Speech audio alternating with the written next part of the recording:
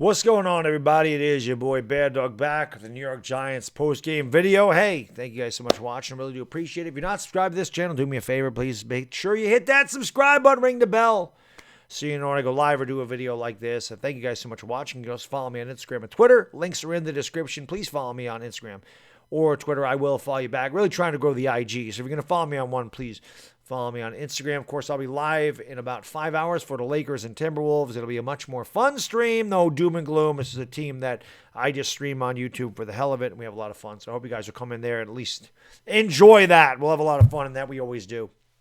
Giants get dismantled today, 27-13, by a team that's just far superior. And, I'm kind of happy for the Ravens that both Cleveland and Indianapolis lost. To me, it would have been a shame if the Ravens didn't make the playoffs. The Ravens are one of the best teams in football, and I said this before the game even started. This is probably the best team that we've played all season. The Ravens were my pick to win the Super Bowl before the year started, so the fact that the Giants got killed by this team really is no surprise. It was just a shame. I thought the Giants are flat. I mean, playing a dominant team is going to do that to you. They came out. I didn't feel like they had any fire. They missed a lot of tackles. Ravens just... It made it look easy. They really did. The Giants didn't put up much of a fight on defense. Ravens had the ball. I swear to God, it seemed for like 25 minutes in the first quarter, or the first half. The Giants had the ball for less than 2 minutes in the first quarter. Ravens completely dominated from pillar to post. It wasn't close. There's no doubt about it. They're a far superior team playing for everything. And although we're still mathematically in it, obviously you can see the Giants are just starting to get beat physically and mentally. It's a shame. I mentioned this in the stream. We had such a fun season up and down. At least we played meaningful football into December. We won 4 straight, beat the Seahawks, and it seemed like we were at our pinnacle.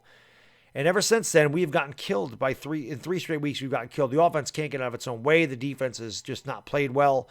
And it's just amazing how far we've fallen. It's crazy to think that we were competitive pretty much all season. The last 3 games, we've just gotten mollywopped by teams that either made adjustments and we haven't, or just are that much better than us. And I think it could be a combination of both. Daniel Jones, in my opinion, we'll start with Daniel Jones. I'm wearing the Daniel Jones jersey today. I thought this is the best game he played all year. And that's outside of maybe the first Philadelphia game where I thought he was really good. The fact that we were behind that whole time, the fact that I don't think he was still 100% healthy, the Ravens constantly got in there. They knocked him down almost a third of the times he dropped back. They knocked him down. They were sacking him. They were hitting him. I felt like he did a good job eluding pressure. I felt like he did a good job in the face of the blitz making throws. He did not turn the ball over today. And again, I say it all the time. It's a shame that I got to say, well, he didn't turn the ball over because that's his job not to turn the ball over. But you know what? He did as good as he could. I don't think any quarterback with the pressure that they were facing and the situation Daniel Jones could have done better. I really don't. I felt like he was let down. Austin Mack dropped a huge third down pass. Would have gave us a first down. That was huge at the beginning of the game. It was a huge turning point. Darius Slayton dropped the pass, dropped the deep pass. Daniel Jones dropped the biscuit in the basket, and Slayton dropped it.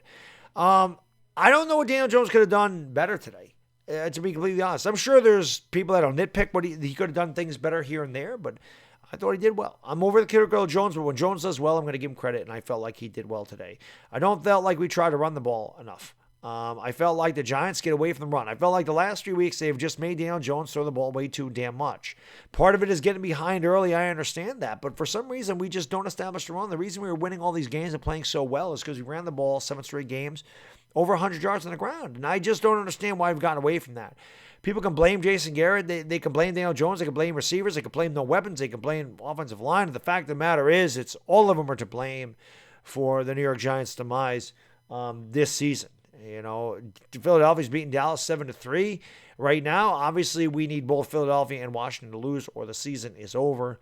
But again, at least I got till the end of December before I had to start making draft videos. And hopefully we get some help and we have a chance against Dallas. That would be great. But, it is what it is. I know it's just funny. Whoever wins the NFC East is going to sit there and brag about it when, in the meantime, every one of these freaking fan bases, when the Giants were in first place, were saying, I hope you guys win it so you worsen your draft pick. If you guys come out with that, you're a bunch of clowns. I don't know what else to say. Every damn fan of a fan base should be rooting for the team to win the division. I don't give a damn what your record is. You should be rooting for the playoffs because once the playoffs are here, the Eagles are going to score a touchdown right now. It's 14-3. I'm just watching that right now. I think that's Deshaun Jackson. Does a flip into the end zone. So the Eagles are going to win this game. So the Giants are going to be eliminated at this point. But again, anybody that sits there and says anything about winning the division when you've come on here and talked about how you hope we win the division so that, we have a worse draft pick. If you do that, you're just a bunch of clowns. I don't know what to say. But again, the Giants defense has been porous. No pressure the last 3 weeks. I know we've played some mobile quarterbacks, not that Baker's mobile, but Lamar Jackson and Kyler Murray are very mobile. They're very good. But defense missed a lot of tackles. Defense, no pressure at all. And it just kind of looked like they folded. They look flat today. And again, playing a superior team will make you look like that. But it's pretty sad, to think that we were competitive in just the last 3 weeks. We haven't. The streams get crazy. People talking about firing Joe Judge. You guys are insane.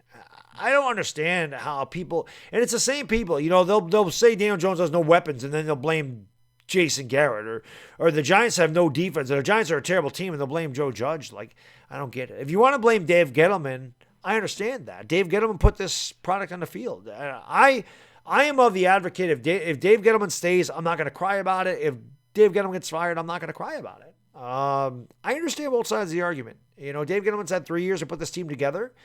They were 5-11 in 2018. It looks like they could finish 5-11 in 2020. So they haven't improved. There are parts of this team I do believe are better, but they're still a long ways away from being very good, and we see that week in and week out. The fact that Saquon Barkley's been hurt and he's had a couple of serious injuries does not help matters, and hopefully he's back 100% healthy next year.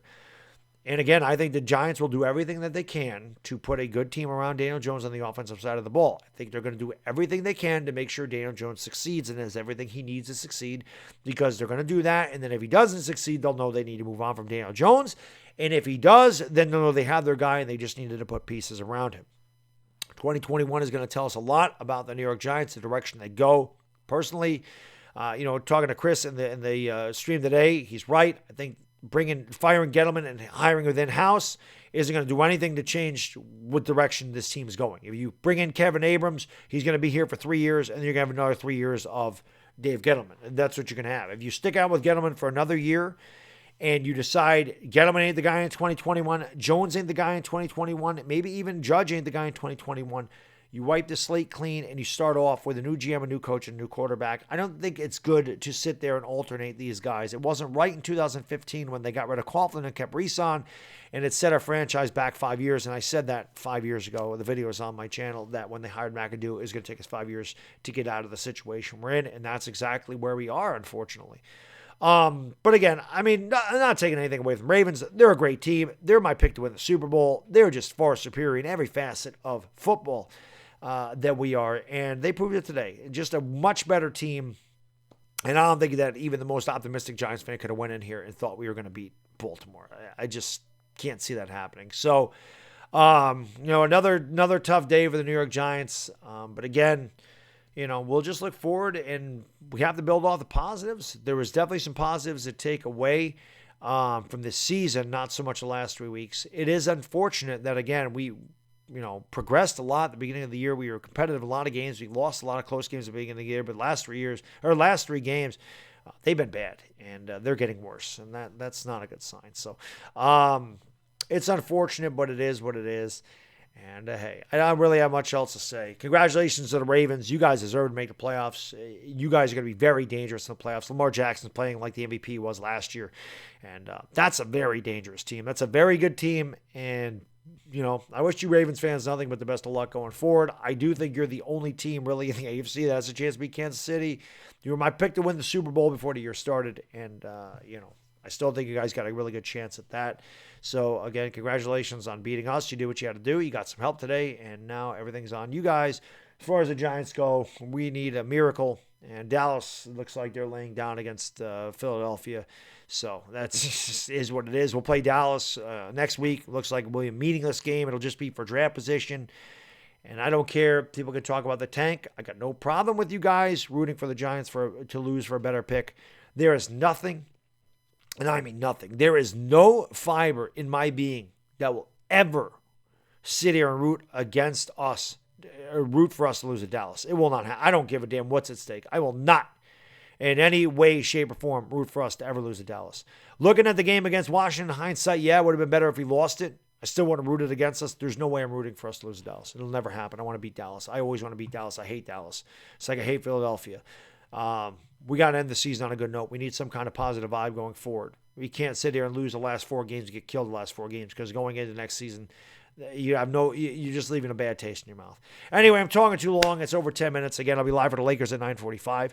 Thank you guys so much for watching. Thank you for being such great subscribers and supporters. Thank you for all the support on my channel for the Giants games this year. I really do appreciate it, and hopefully I see you in about 5 hours. Till then, it's a Bad Diggy Dizzle, and I am gone. Peace!